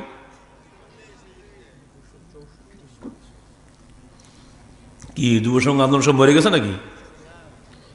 তাহলে তো আমি কি ওখানে বই কেউ পড়ানি? কে বলল? 200 কত? 41 বাবা, এর 2 কম করে বল। 164-তে জন্ম, 241 মৃত্যু, এটা 1439 হিজরি, তাই না? এখান থেকে 241 বাদ দেন তো কত হবে? ধরেন 1200 বছর। 1200 বছর আগে যদি দিল্লিতে 100 মসজিদে সহি তরিকায় সালাত উনি খুঁজে না পান, 1200 বছর পরে কি বাংলাদেশে সব মসজিদে সহি তরিকায় সালাত হচ্ছে? এটা বলতে কি ভয় লাগে আপনাদের? মসজিদ তো বানাচ্ছেন টাইলস ফিটিং, একটা গর্জাস মসজিদ হচ্ছে, মুসল্লি কোথায়? অধিকাংশ মুসল্লি সালাত আদায় হয় না। শহীদের কাছে সালাতে না হয়, ওই সালাত আল্লাহর কাছে কবুল হবে? 1200 বছর আগে যদি তিনি মসজিদে সালাত খুঁজে না পান, আমাদের অবস্থা কি হবে? সালাতুর রসুল এই জন্য সব ভয় করে যে সালাতুর রসুল যেন খবরদার কেউ পড়ো না, ও পড়লে বাপদাদার সালাত সব নষ্ট হয়ে যাবে। সালাতুর রসুল হোমিওপ্যাথিক ঔষধের মতো, যে খায় তার অ্যালোপ্যাথির ডোজ লাগে না, এমনিতে আলহামদুলিল্লাহ ঘুরে আসবে। ভয়ে সব সালাতুর রসুলকে নিয়ে, কথা বুঝতে পেরেছেন? সহি তরিকার সালাত আদায়ের যে বিষয়গুলো আছে আলহামদুলিল্লাহ আপনি সেখানে পাবেন। কিন্তু সমস্যা হচ্ছে এখানে যে আমরা কূট তর্কে বিশ্বাসী। এটা কোরআন থেকে দলিল দিয়ে আপনাকে। একদিন মক্কার নেতারা আল্লাহ রসুলকে জিজ্ঞেস করলো, হে মোহাম্মদ, বলুন সাল্লাল্লাহু আলাইহি ওয়াসাল্লাম, বলতো এই যে দুম্বা জবাই করছি, দুম্বা জবাই করাটা কি হালাল? জবাই করে খেলে তা হ্যাঁ হালাল হবে যদি আল্লাহর নামে খান, জবাই করেন। আর যদি মরে যায় তাহলে ওটা হালাল নয়। এবার নেতারা গিয়ে তাদের অনুসারীদের বোঝাচ্ছে, দেখলে এ নবী দাবি করে, কত ধোঁকাবাজ। আল্লাহ মেরে ফেললে তাকে বলে হারাম, আর নিজে মেরে ফেললে ওটা বলে হালাল। চিন্তা করছেন যে আল্লাহর চাইতে উপরে উঠে গেল। এই যুক্তি দিয়ে সমস্ত লোক ভাগে নিয়ে গেল। সে আল্লাহ নবী শেষ করলে কণ্ঠাসা, আল্লাহ নবী মহা সমস্যা পড়ে গেল। কোন বিপদে পড়ে গেলাম, রাস্তায় বেরোতে পারে না। আল্লাহ মারলো বলে হারাম, আর মানুষে মারলো বলে হালাল।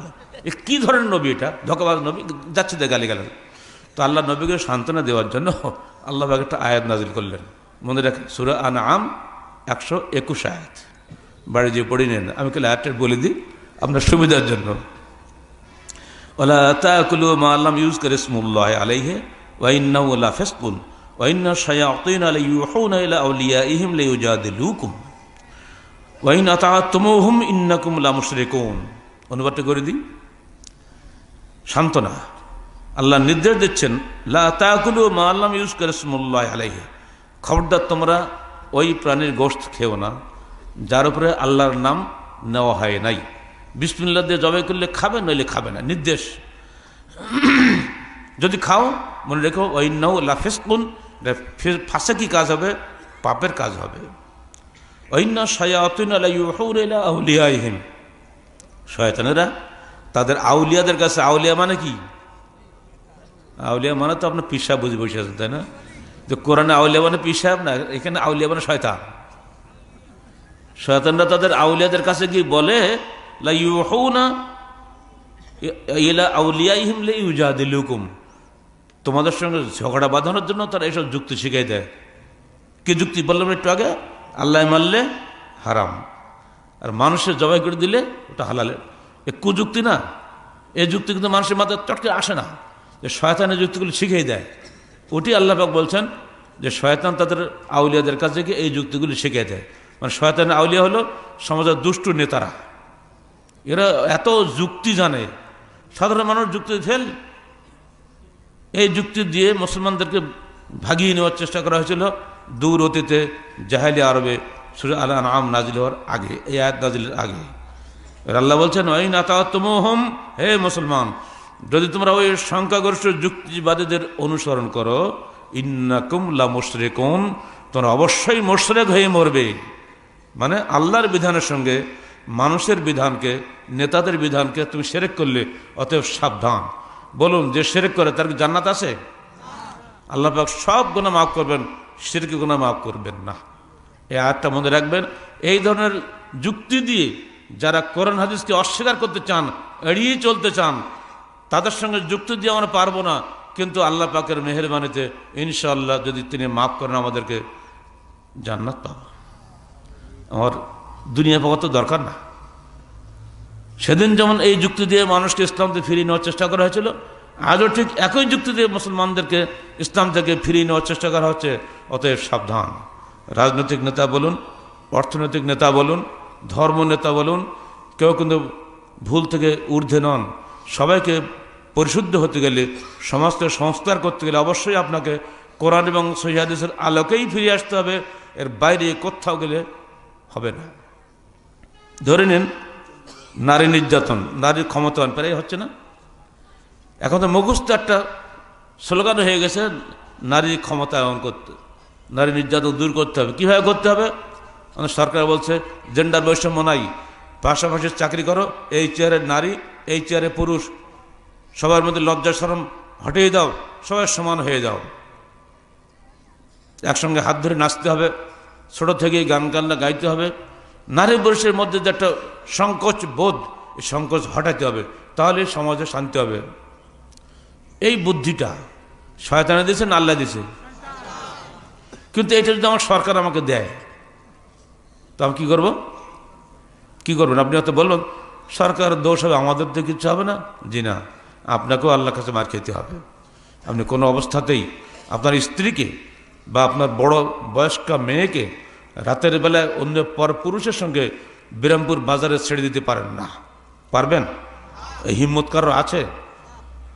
কোনোদিন কারোর হিম্মত হবে না 25 বছর বয়স্কা যুবতী মেয়েটিকে বিরামপুর কলেজের আরেকটা 25 বছরের ছেলের সঙ্গে রাত্রে 12টার সময় একাকী ঘর থেকে বের করে ছেড়ে দিয়ে ঘুরে বেড়া ফুর্তি করে আসুক, এই সুযোগ আপনি দেবেন না। যেটা আপনি নিজে পারেন না সে অন্যকে বলেন কেন? নিজের বউকে আপনি অন্যের বউকে দিতে পারেন না, আপনি অন্যকে কেন সে উপদেশ দেন? কারণ এটা মানুষের স্বভাব বিরুদ্ধ। যিনি নারী পুরুষের সৃষ্টিকর্তা তিনি বিভক্ত করে দিয়েছেন, আপনি এটাকে এক করতে পারেন না।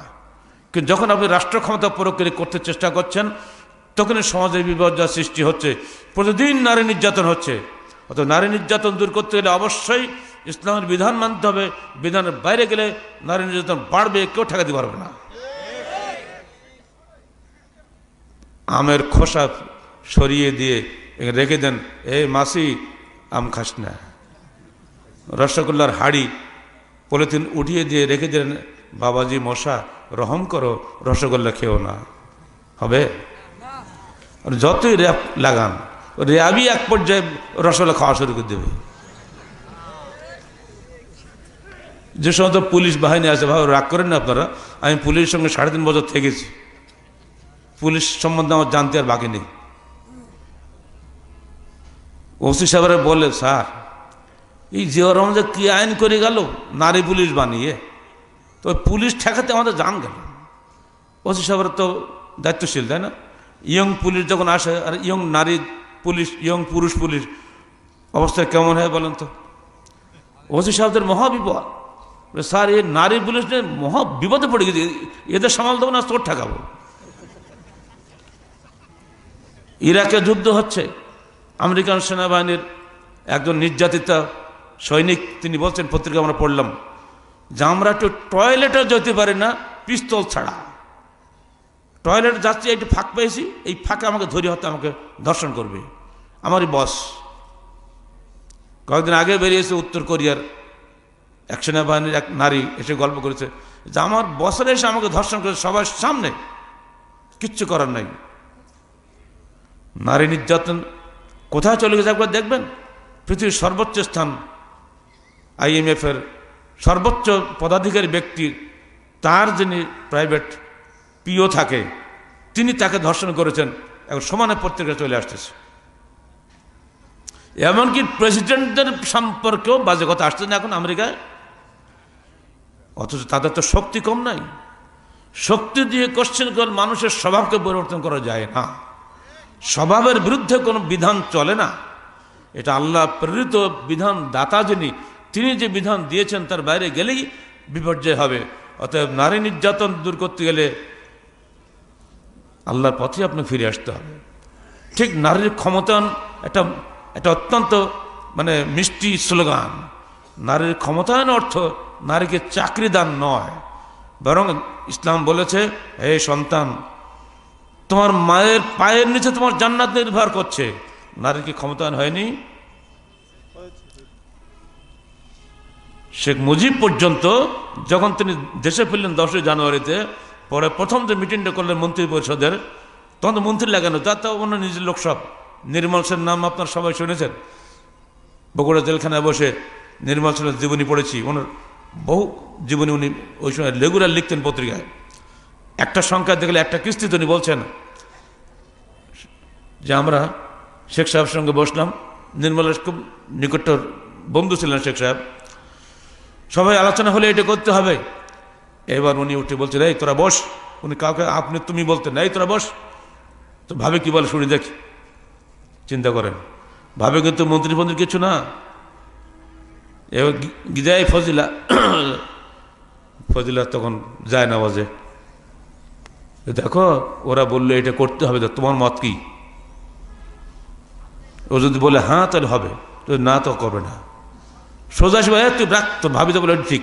ভাবি ষষ্ঠ জানাজে পড়ে থাকে, ও আল্লাহর কাছে শুনি আমার বলে, তোর কাছে শোনে কে?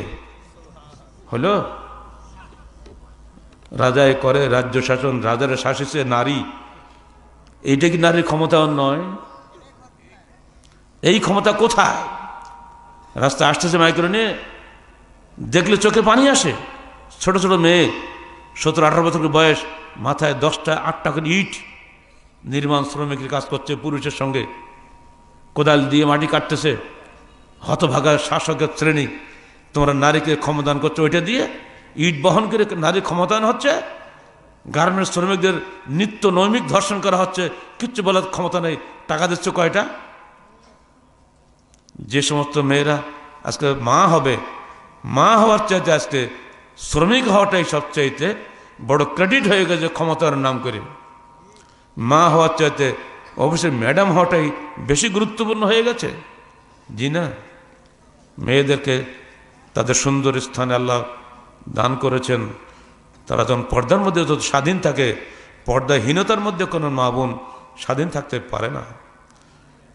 পড়ুন রবীন্দ্রনাথ ঠাকুরের জীবনী পড়ে দেখেন। রবীন্দ্রনাথ নিজে বলছেন তার মায়ের সম্পর্কে, আমার মা ছিলেন একজন অসহ্যমপস্যা নারী। কোনো ছেলে বলতে পারো যারা হাই স্কুল কলেজে পড়ো, অসহ্যমপস্যা অর্থ কি?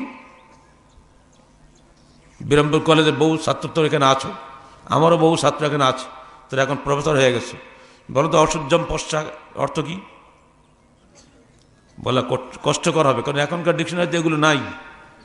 মানে যে মহিলা কখনো সূর্য দেখেনি তাকেই বলে অসহ্যমপস্যা নারী। রবীন্দ্রনাথ ঠাকুর বলছে আমার মা ছিলেন অসহ্যমপস্যা নারী, তিনি কখনোই বাইরে আসতেন না। এমনকি গঙ্গার জলে স্নান করার সময় বড় কি বলে এটাকে পালকিতে করে তাকে নিয়ে যেতে হতো, যে পালকির মধ্যে দাঁড়িয়ে থাকলেও মাথায় লাগে না। সে পালকি নিয়ে গঙ্গায় ডুবিয়ে দিয়ে উনি গোসল করতেন পালকির মধ্যে। তারপরে গোসল হয়ে গেলে টোকা দিতেন, পালকি বসে করে বাড়ি নিয়ে চলে যেত, কেউ তার চেহারা দেখে নাই। ওই মায়ের গর্ভে রবীন্দ্রনাথের জন্ম হয়েছে, যে মাকে প্রতিদিন হাজার হাজার পুরুষ লোক চোখের জেনা করছে, হাতের জেনা করছে, কানের জেনা করছে। ওই যে মায়ের বক্ষ উন্নত পিনোন্নত বক্ষ হাজারো যুবকের প্রতিদিনের লালসার খোরাক হচ্ছে, ওই মায়ের দুধ খেয়ে কশ্চিনকালও সুন্দর সন্তান তৈরি হতে পারে না। অথচ আমরা শান্তির নামে নারীগুলোকে পুরুষের লোভনীয় খোরাকে পরিণত করেছি। এরপরেও বলছে নারীর ক্ষমতায়ন হয়েছে। একই নারী সন্তান লালন করবে, একই নারী অফিস করবে, একই নারী ভরণ পোষণ করবে, আবাসের সন্তান পালন করবে। ডবল দায়িত্ব তুমি কেন দিবে? পুরুষের কাজ কি থাকলো কোথায়? পুরুষের কাজ ভরণ পোষণ, নারীর কাজ সন্তান পালন। এই সুন্দর স্বভাব জাত ধর্ম বাতিল করে দিয়ে যারা নারীকে ভরণ পোষণের নাম করে পুরুষের পাশে এনে বসিয়েছে, তারাই নারী নির্যাতনের জন্য দায়ী।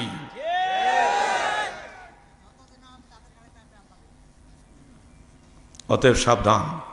আর ধর্ম নেতাদের বলছি, হিল্লা বাতিল করেন। বাংলাদেশ গভর্নমেন্টকে, বাংলাদেশ হাইকোর্টকে ধন্যবাদ দেয়, তারা 1/1/2000 তারিখে হিল্লা বেআইনি ঘোষণা করেছে। কিন্তু আমাদের মতো ধর্ম নেতাদের কারণে হিল্লা এখনো সমাজে রয়ে গেছে। অতএব ধন্যবাদ হাইকোর্টকে। কিন্তু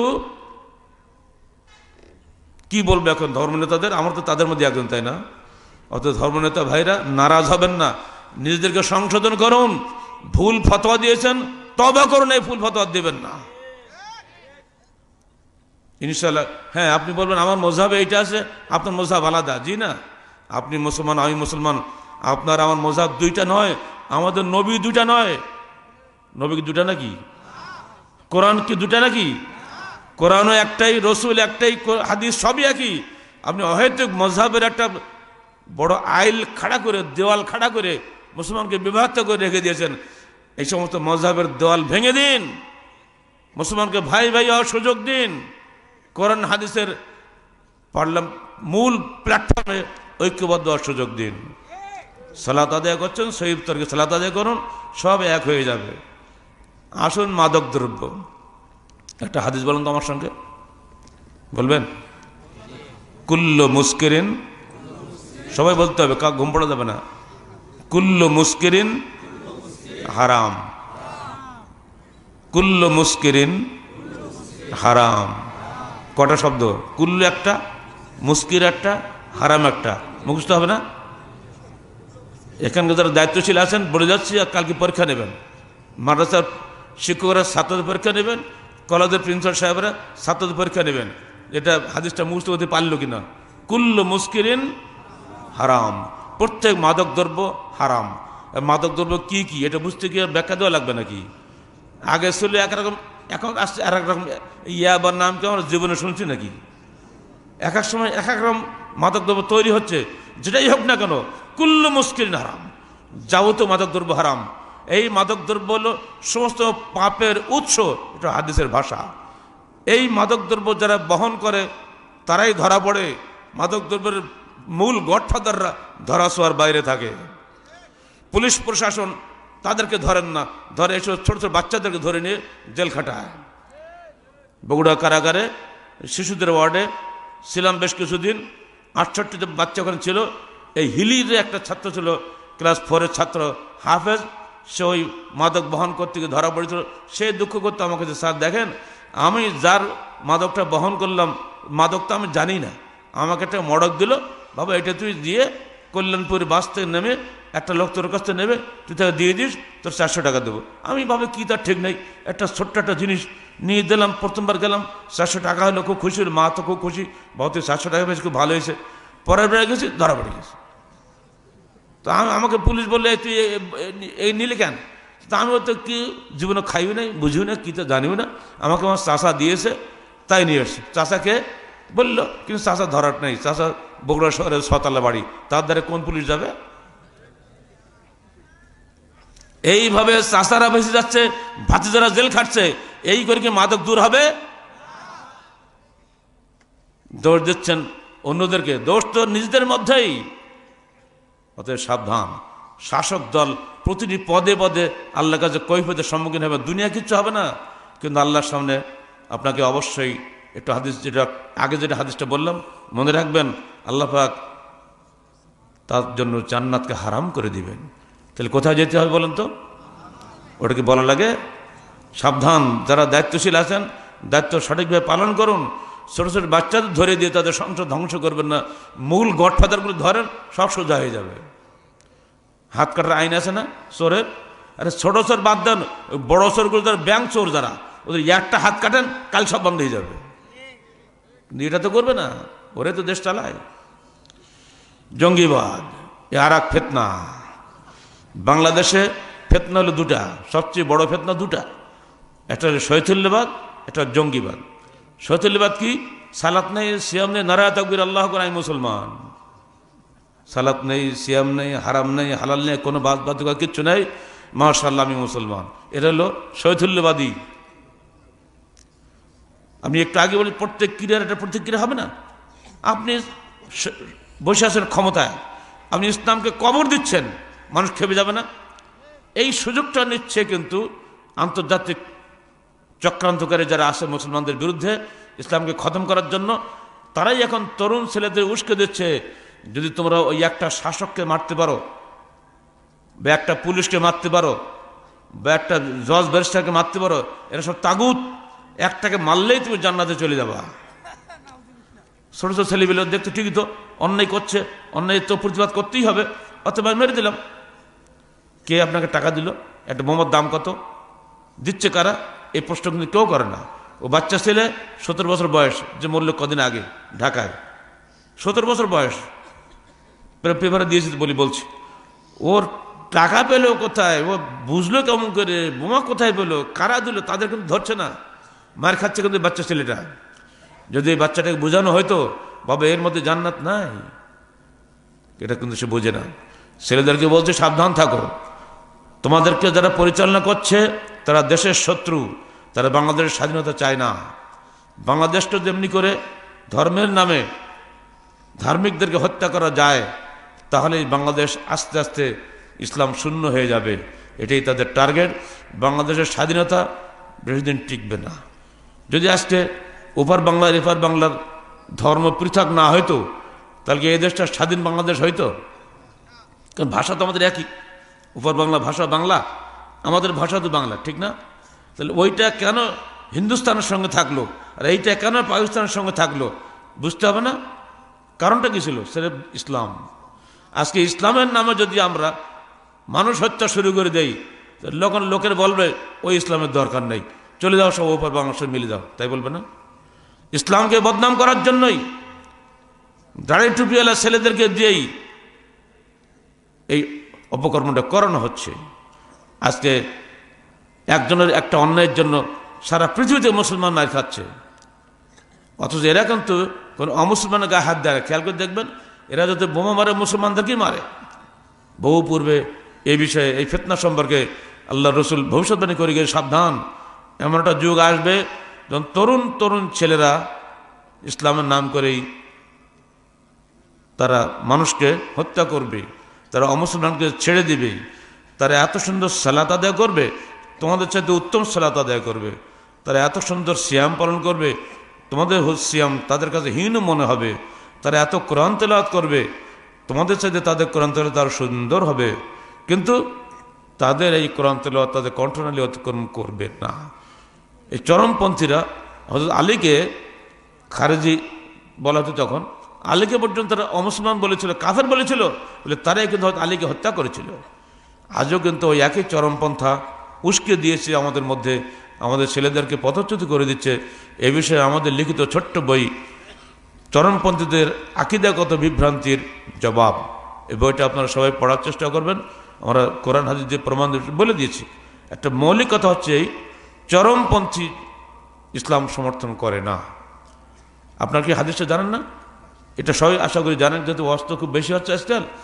একজন লোক 99টা হত্যা করেছিল না, মনে পড়ে? তো 99টা হত্যা করলে সে কি জান্নাত পায় নাকি? এক মৌলবীকে জিজ্ঞেস করছে, হুজুর আমি তো 99 মানুষ হত্যা করেছি, আমার কি তওবা আছে? তো বলছে, তোমার তওবা, তুমি যা করেছো তুমি তো জাহান্নামে গেছো। তখন ও বলছে, ঠিক আছে তাহলে তোমাকে দিয়ে সব উড়ে দিই। ও মৌলবী খেয়ে খতম করতেছে। এরপরে হাঁটছে, আর এক মৌলবী সাহেবের সঙ্গে দেখা, যে হুজুর আমি 100 লোক খতম করেছি, আমার কি তওবা আছে? ওই মৌলবী সাহেব চালাক, ওজন 100 লোক মেরেছে তো আমাকেও মারতে পারে। ও নিজের হিসাব করেই ফতোটা দিয়েছে, হ্যাঁ তোমার তওবা আছে। আছে? হ্যাঁ তোমার তওবা আছে। কী করতে হবে? তো ওই যে গ্রামটা দেখছো না, ওই গ্রামটা হলো ধার্মিক গ্রাম। ওই গ্রাম লোকগুলো সব ভালো, তুমি ওদের সঙ্গে বসবাস করো, তুমি আস্তে আস্তে ভালো হয়ে যাবে, আল্লাহ তোমার ক্ষমা করবে। এবার হাঁটলো সেই গ্রামের দিকে, মাঝপথে গিয়ে মালাকুল মউত এসে হাজির। ও তো হাসলে বুঝছে কোন মতো আগাচ্ছে ওদিকে। এবারে মানে কি বলে আযাবের ফেরেশতা না রহমতের ফেরেশতা, কে ওর জানটা নেবে? আল্লাহর কাছে হাজির, আল্লাহ আমি নিচ্ছি, ও নিতে দিচ্ছে না, বলুন আমরা কোন ফেরেশতা ওর জানটা নেব? আল্লাহ বলেন, তোমরা জমিন মেপে দেখো কোন দিকে যাচ্ছিল বেশি। দেখা গেল এক হাত বেশি গেছে ওই দিকে, ওই ভালো গ্রামের দিকে। আল্লাহ বললেন, ও তওবা করার জন্য যাচ্ছিল, আমি তওয়াবুর রহিম, ক্ষমাশীল ক্ষমাকারী, ও যদি তওবা করে যাচ্ছিল আমি ওকে ক্ষমা করে দিলাম। হে চরমপন্থী জঙ্গিবাদীরা, তোমরা মানুষের তওবা দরজা বন্ধ করে দিও না। যাকে মেরে ফেলছো ও তো তওবা করার সুযোগ করে যদি ব্যস্ত, তাই না? তার আগেই তুমি তাকে মেরে দিলে, দায় দায়িত্ব তোমার ঘাড়ে পড়বে। নিজের পরকাল হারিও না। আল্লাহ বলছে, লা তাকতুলু আনফুসাকুম, তোমরা আত্মঘাতী কাজ করো না। অথচ তুমি আত্মঘাতী মরছো আর ভাবছো আমি জান্নাতে চলে গেলাম। না, আত্মহত্যা করা মহাপাপ না? আমি জঙ্গিবাদ সম্পর্কে সাবধান করে যাচ্ছি। যারা আমাদের তরুণ ছেলেরা আছো, যেহেতু জঙ্গিবাদীতে তোমরা জড়িয়ে যাচ্ছ বেশি, এখন দেখছি বেসরকারি ইউনিভার্সিটির ছেলেরাও এখন জড়িয়ে পড়ছে। সাবধান, জাতীয় এবং আন্তর্জাতিক চক্রান্ত এর পিছনে আছে। তারাই এ দেশের মুসলমানদেরকে হত্যার চেষ্টা করছে। ইসলামকে বদনাম করতে পারলেই পৃথিবীর তৃতীয় বৃহত্তম মুসলিম রাষ্ট্র এই বাংলাদেশের পরিণাম অত্যন্ত ভয়াবহ হবে। চারিপাশে কাফেরের দেশ, মাঝখানের সোনার টুকরা বাংলাদেশ, এটাকে ধ্বংস করার জন্য ইসলাম দিয়েই মুসলমানদের ধ্বংস করতে হবে। আর সেই চক্রান্ত কার্যকর হয়েছে বাংলাদেশে, এগুলো করানো হচ্ছে যুবকদেরকে দিয়ে। অতএব হে যুবক সাবধান, জঙ্গিবাদে জড়িও না। হে যুবক সাবধান হও, মাদকতার মধ্যে ছোটো না। হে যুবক সাবধান, নারী নির্যাতন করো না। প্রতিদিন পত্রিকা খুলে দেখছি আমরা। অতএব যদি জান্নাত পেতে চাও, বিপর্যয় দূর করতে চাও, কোরআন এবং হাদিসের পথে ফিরে আস।